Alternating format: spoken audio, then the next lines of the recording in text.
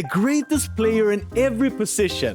Maybe it's Trevor Lawrence for quarterback, or maybe it's Etienne for running back. Let's take a look at all of these positions. Who do you have, and do you agree with them? I can't be the one to tell, really, so do you agree with them? It's what fuels every barbershop and bar debate. Who's the Not here. I want to have these debates. best ever? It's impossible to name just one person the greatest NFL player in history. There's just too many positions and responsibilities to compare a guy that catches the ball to a defender that sacks the quarterback. Yeah. Without further ado, here's the greatest player ever at every position in football.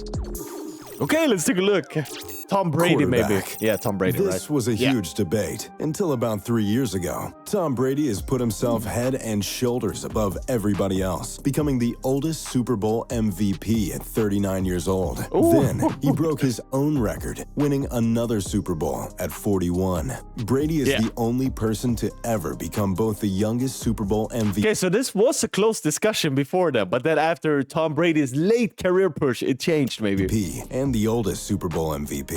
Counted out and overlooked, Brady's 6th round selection has fueled his insane work ethic. Brady has more playoff wins than 27 NFL teams. No moment cemented the legend of Tom Brady like Super Bowl 51. Atlanta Falcons fans, let me do you a favor. Go ahead and fast forward about 15 seconds. Okay, in the what third happened? quarter, the Falcons went up 28-3, firmly in the driver's seat of their first no way they lost that. Super Bowl championship. But then, Brady captained the greatest comeback in the history of sports, playing nearly perfect to force overtime and then win the game. While Montana is the original GOAT, Brady has passed him in nearly every category. Yeah. Peyton Manning, Brady's career nemesis, is his only other peer, but Manning's lack of postseason success keeps him from unseating Brady. Running back. Okay. The best running back of all time. What's his name? Barry Sanders. Can't be found at the top of the all-time rushing leaders list. Sorry, Emmett. He's also not the longest tenured starting running back. So no, not Walter Payton. The GOAT of running backs played only 10 seasons, but dominated the game like no other. Number 20 in Lions blue and silver Look running at back. that. So no, not Walter Payton. The GOAT of running backs played only 10 seasons, but dominated the game like no other. Number 20 in Lions blue and silver, Barry Sanders, is the greatest back to Would you agree with that one? ever live. In just a decade, Sanders shook his way to 15,000 yards and 99 touchdowns, meaning Sanders averaged 100 yards a game in his career, 20 yards more than any other player. If 100 Sanders yards a game. And he was cursed by Detroit, right? Or not cursed, but what do you say? Well, he played for a bad Detroit, so he couldn't like reach the levels of success that maybe some people had hoped. didn't retire early, there isn't any doubt he'd hold every imaginable rushing record. Sanders made defenders look silly, bouncing in and out of tackles, cutting on a dime, and stopping and going on a whim. Yeah. He was the complete package. This is one of the tighter races, but Barry Sanders' wow factor and pure dominance every Sunday puts him above Walter Payton and Emmitt Smith. Fullback. In the 50s and 60s, most offenses employed at least 2 players in the backfield. Oh yeah, fullback is that position that's gone now, right? The deepest player was referred to as a halfback, and the upback was referred to as a fullback. While there have been numerous traditional blocking machines that have come from that position, only one was a certified thoroughbred with the ball in his hands, and that is the Cleveland Browns legend, Jim Brown. Not only is Brown the greatest fullback ever, he's arguably the greatest football player to ever live. Brown simply couldn't be brought down. He was too fast, too strong, too agile, and had too much will to be stopped. He retired the all-time rushing leader and the only player to ever score 100 rushing touchdowns. Nice. Something I do not know the guy, so let me know about the story of him. only 8 others have done since. The league season was only 12 games long, adding to Brown's unprecedented achievements. Brown retired, averaging 5.2 yards per carry. This is more than any other player in history, and the only other 5 yards per carry player in history was Barry Sanders. A few honorable mentions. 5 yards per carry. Holy crap. That means that you always got through like the defensive line there. Bronco Nagurski and Earl Campbell. Campbell was the Mack truck for the Houston Oilers, plowing over defenders. Nagurski the fullback for the legendary 1930s Bears, but others just pale in comparison to the talent and impact Brown had on the game. Nice. Wide receiver. Oh, wide receiver. What do you think? Maybe it be Megatron? I guess that's my vote. Who else could it be? I don't Our know. goats are controversial. This is not one of those. Who would have thought that Mississippi Valley State was the home of the best ever, Jerry Rice? Drafted by the 49ers in 1985. Yeah, you guys have told me about him. Rice was overlooked because he lacked speed and size, and San Francisco was laughed at for taking him so highly in the draft. Immediately, Rice's route running and soft hands made him unstoppable. Rice got better and more clutch as games wore on, a testament to his fanatical passion for fitness. A 20-year playing career is And mental, right? And mental. When it's clutch time, he performs. unheard of in the NFL, but Rice did everything right, on and off the field, to help push himself past others. Rice owns 3 unbreakable NFL records: 207 touchdowns, 1,549 catches, and 22,895 receiving yards. What's even scarier is nobody is even close. Even All right, got with it. the offensive onslaught we're seeing in the NFL today, Rice is the greatest skill player to ever live. While Randy Moss was far more athletic and must-see TV every time he touched the gridiron, numbers don't lie. Yeah. And for that reason, it's hard to imagine any receiver ever unseating Jerry Rice. Wow, Tight end. ever. Tight Some of end. the Okay, tight end. Do I know any? Oh, I don't know any tight ends like in the history. Damn, I should check out some. Tight ends that transform the position from a 6th blocker into a dynamic offensive weapon are definitely worth mentioning. Shannon Sharp was the best receiving threat on the powerhouse Broncos in the 90s, and incredible off of play action. Tony Gonzalez is near the top of all receiving records, regardless of position, posting insane numbers no matter who the quarterback was. But the greatest tight end of all time could block just as well as he could run down the seam and leap over defenders for the catch. That player is longtime Patriot Rob Gronkowski. Ooh, Gronk is the that rings a bell now. most complete tight end ever. At 6'6", 250 pounds, big he had dude. unreal speed and leaping ability. He engineered the Patriots' running game and was option number 1 for fellow greatest of all time, Tom Brady. He Also, option number 1 as a tight end. easily made contested touchdown catches, but could also catch a 6-yard crosser and take it the distance. Gronk is far and away the single-season tight end touchdown leader with 17, and the Gronk spike is a celebration that will live on forever in NFL lore. Offensive line. Nice. Okay, offensive line. Yeah, here I don't know players. Often the most underrated But Gronkowski, how good did you think he was, and how big of a part did he play to Tom Brady's success, and vice versa? position in the sport. Offensive line is critical to an NFL team's success. Because of that reason, it's also one of the most debatable positions for who is the greatest to ever do it. But if we're talking accolades, all-pro selections are a great place to start. Our GOAT offensive lineman, well, he has 11 all-pro selections. Did we forget to mention that they were in a row? For over a decade straight, Anthony Munoz was the elite of the elite. Munoz neutralized every type of opponent he faced, from the quickest or the strongest to the nastiest. The USC product towered at 6'6", 280 pounds, but was as nimble and light on his feet as a runner or a receiver. This made him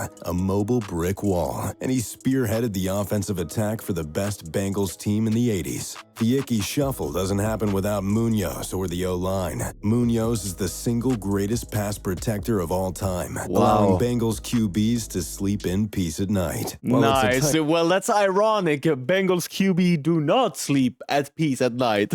Race between Munoz and Larry Allen, the hulking guard for the 90s Cowboys. Munoz gets the edge over Allen because of the importance of his position compared to Larry's, as well as 4 more All-Pro selections. Defensive line.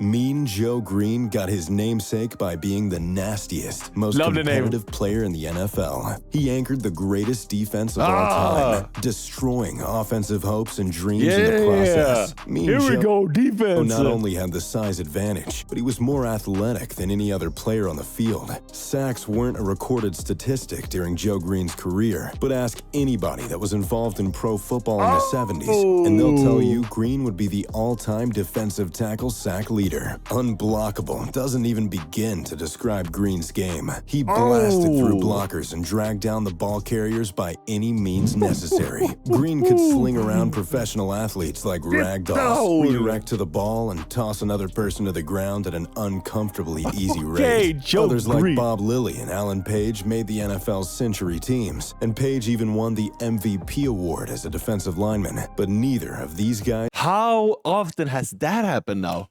dominated opponents like Mean Joe Green, edge rusher.